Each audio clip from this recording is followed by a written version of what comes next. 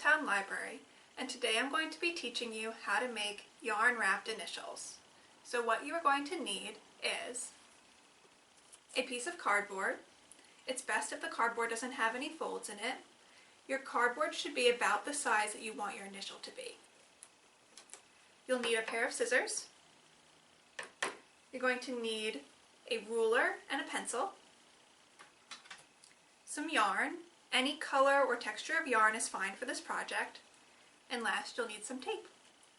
So let's get started. So your first step is going to be drawing out your initial. I'm making mine for someone whose name starts with the letter K. You could make yours for a friend or a family member or just yourself. So I'm going to use my ruler to help me draw out my letter, and then I'm going to cut it out.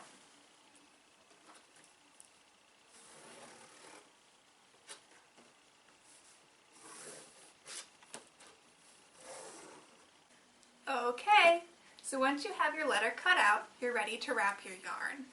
The first thing you're going to do is turn your letter over to the back, and you're going to take a piece of yarn and you're going to tape the end of the yarn to the back of your letter. You don't need a lot of tape, just a little piece. And you're just going to tape it as close to the top edge as possible.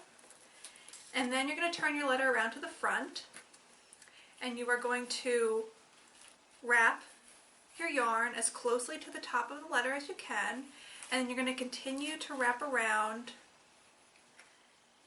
making sure that your wraps are as close together as possible because you don't want any gaps where you can see that cardboard between your yarn. So you're going to continue wrapping your first color for like an inch or two. It's up to you, depending on what kind of pattern you want to do or how many different colors you're doing. Because I only have 3 colors, I kind of want mine to have like a nice block of green to start off with, so I'm going to do quite a bit of green to start off with. And you're just going to keep wrapping around.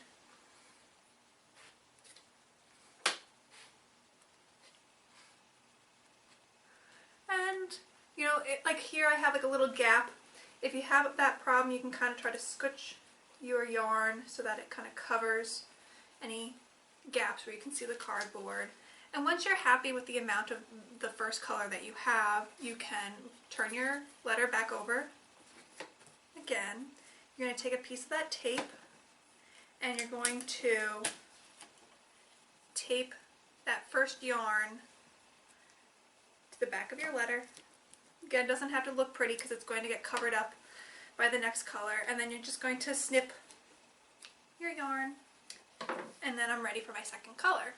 So to start off your second color, you're going to do the same thing you did for your first color. Take a piece of tape, and you're going to tape it again to the back of your letter. Make sure it's nice and secure. And then I'm going to turn my letter around, and I'm going to do the same thing. I'm going to make sure that I'm close to my green, and I'm going to start wrapping again. And I'm just going to keep wrapping my yarn until my entire letter is covered. When you're done, it'll look something like this. Thank you so much for joining me today. We can't wait to see you in our building soon, but until then, stay well and continue to visit the library's website at www.smithlib.org for more programs and resources.